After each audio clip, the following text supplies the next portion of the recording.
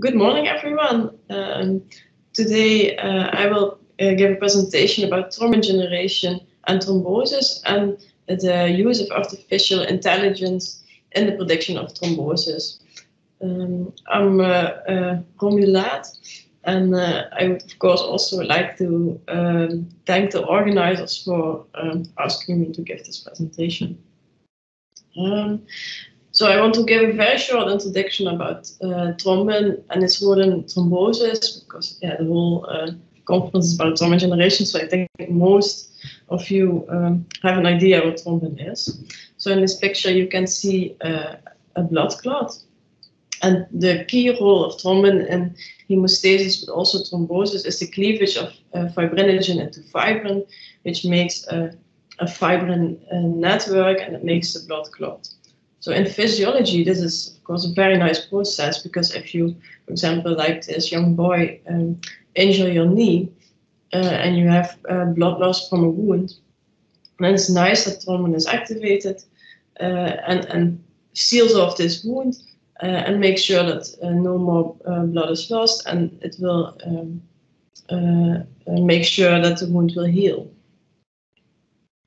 But in pathophysiology, we see that thrombin is activated at sites in which we don't want thrombin to be activated, so within a blood vessel when it's not wounded. And in this case, it can cause, for example, a heart attack, which you can see in the picture. And this is why we would like to quantify the amount of thrombin that is formed in a certain patient, because thrombin plays such a key role in this process. Now you can see the principle of the thrombin generation test. So the key principle is that thrombin cleaves a fluorogenic substrate that we add to the plasma, and this can be detected in the thrombin generation test. And on the right you can see a thrombin generation curve as it's being generated, like we all know it from the thrombin generation experiments.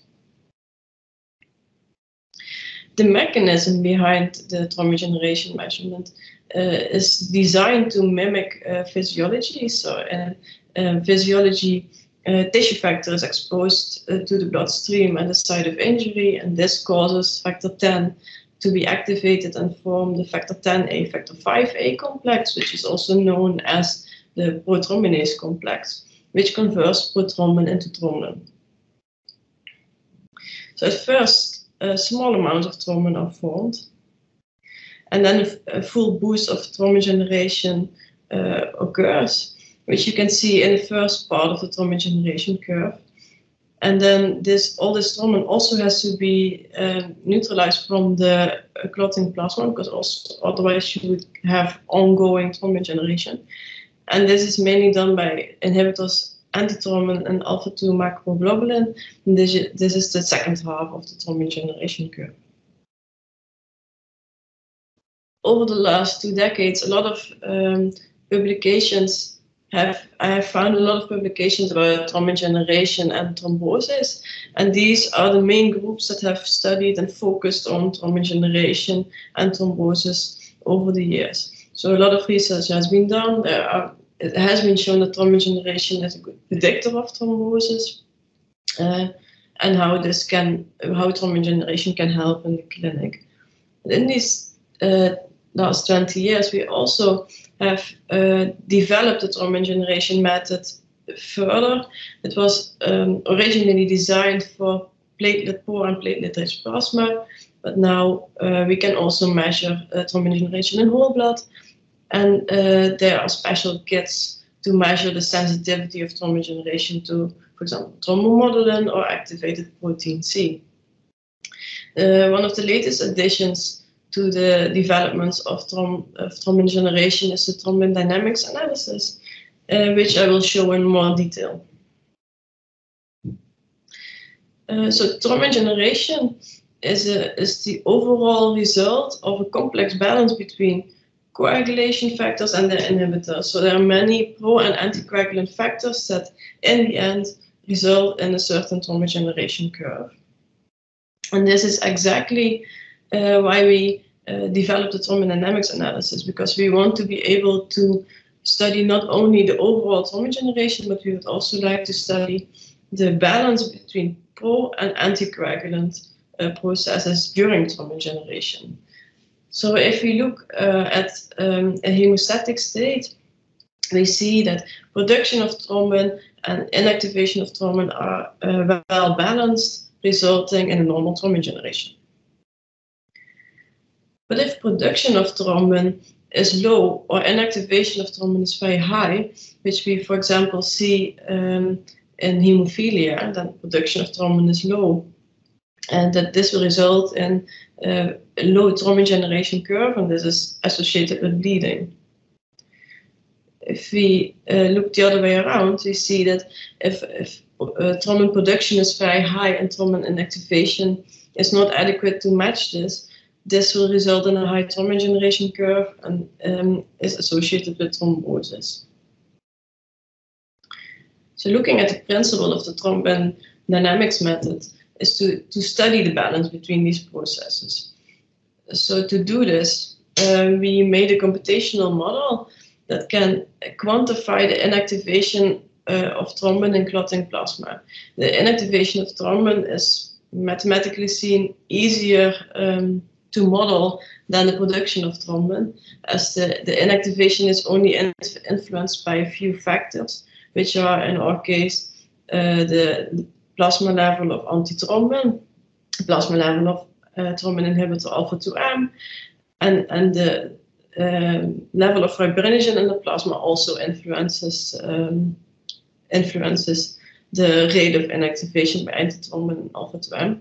So if we want to model thrombin inactivation in the patient's plasma, we only need 3 factors that we need to measure, and then we can use our computational model to predict how fast thrombin inactivation will be. We also defined one parameter to quantify the adequateness of thrombin inhibition in a certain patient, so we can compare from the one to the other.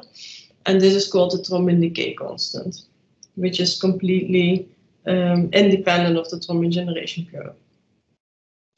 On the other side of the balance, we also have the prothrombin conversion curve, which we can extract from a thrombin generation curve using information that we have on thrombin inactivation from our computational model.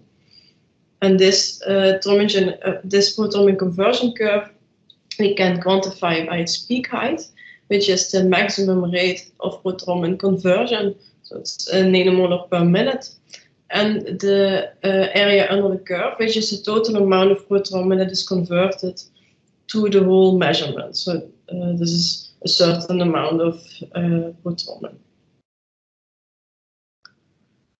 So over the last, I think, 7 or 8 years, we did a lot of studies using our thrombin dynamics method. And here you can see all the studies that we did, but for the sake of time, I would like to highlight some of the studies which I think are interesting in the light of the prediction of thrombosis.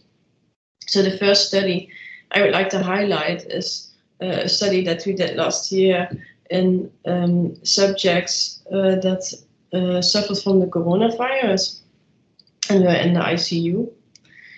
And here we looked at, of course, thrombin generation, also thrombin dynamics, and we found that in subjects that did not survive being in the ICU with the coronavirus, we saw that they have a lower thrombin decay capacity compared to the subjects that did survive.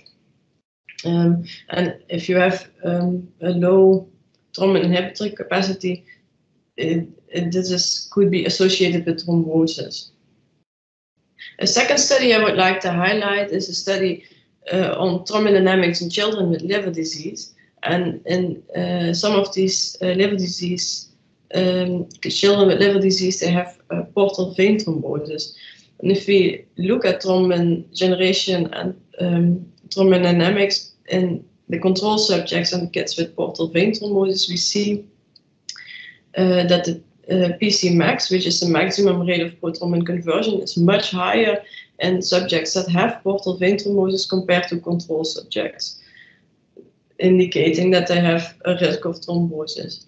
On the other hand, we also see that thrombin inactivation capacity is reduced in kids with portal vein thrombosis. So on top of the elevated prothrombin conversion, they also show less adequate inactivation of thrombin, which adds up to the thrombosis risk. And the third study I would like to show you is the study of thrombin dynamics in the antiphospholipid syndrome. The antiphospholipid syndrome is an autoimmune disease that is very well known for its association with thrombosis. And in this study, we also looked at thrombin generation and thrombin dynamics to see whether we could find differences between controls and APS patients, and whether we could find some biomarkers of thrombosis. In this study, we found that the maximum rate of prothrombin conversion was elevated in APS patients compared to controls. And also on top of that, we found that the inhibition of prothrombin conversion by thrombomodulin is really badly reduced in APS patients. So they're very insensitive to the anticoagulant actions of antithrombin, which all are associated with the risk of thrombosis.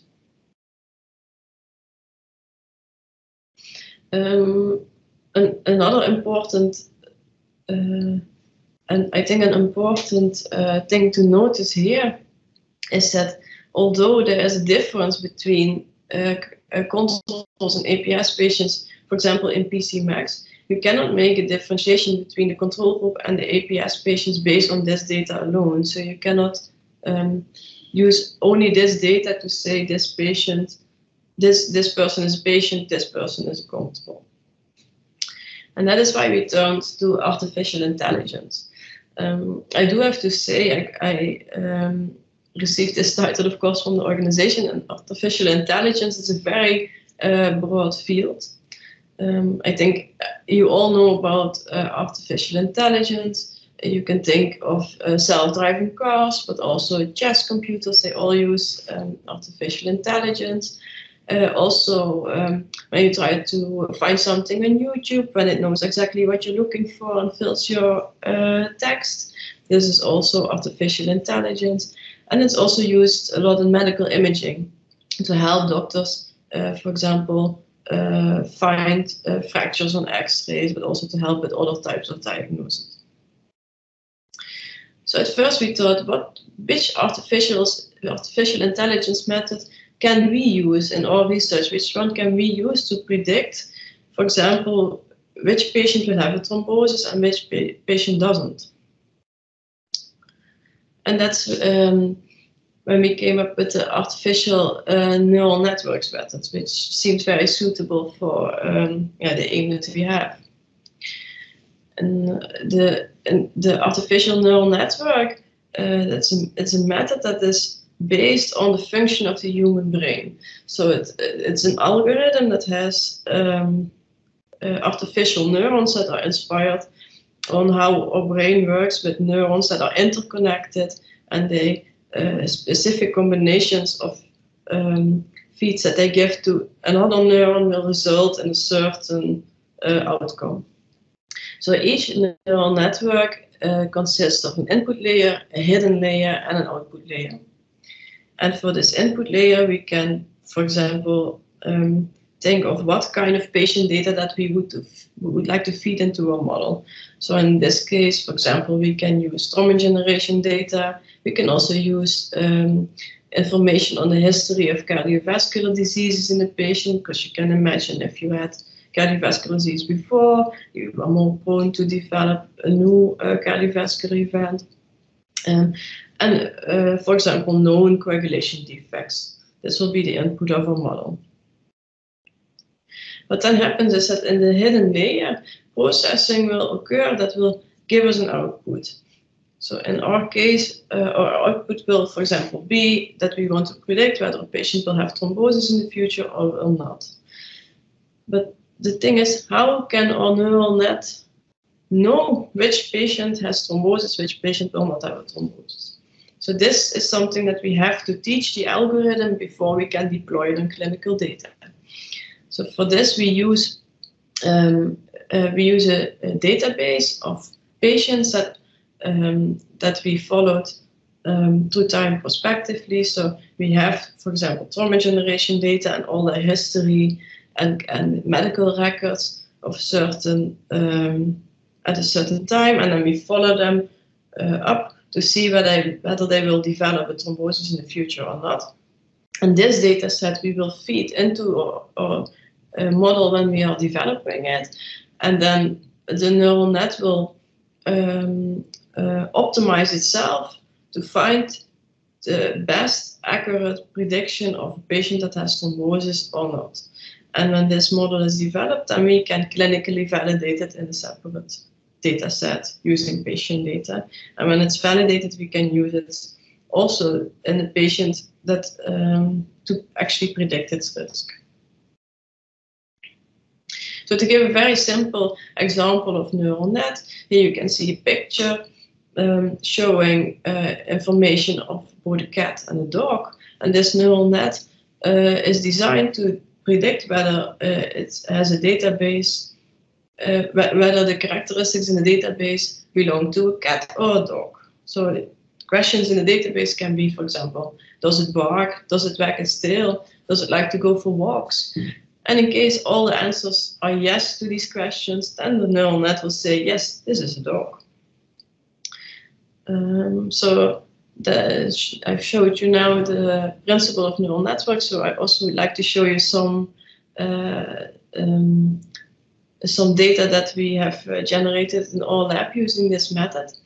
And therefore, I want to come back to the problem in the antiphospholipid syndrome patients where we left off before. Here we saw that there were clear differences in thrombin generation and thrombin dynamics parameters between controls and APS patients, but we couldn't differentiate between controls and patients based on SOL parameters. So this is where our neural net comes in. We use our neural net to feed in a lot of data and to help us combine that data to predict whether a patient is either a control or an APS patient. So on this slide you can see the input of our neural network. So I divided it into three main sections, which is thrombin generation, meaning lag time, peak height, ETP, and time to peak. Then we have thrombin dynamics, for which we use the total prothrombin conversion and the maximum prothrombin conversion, and also the thrombin decay capacity. And we also included the effect of thrombomodulin as the inhibition of the TG peak height by thrombomodulin and the thrombin dynamics PC max by thrombomodulin, as we saw a very strong difference between controls and APS patients in their response to thrombomodulin.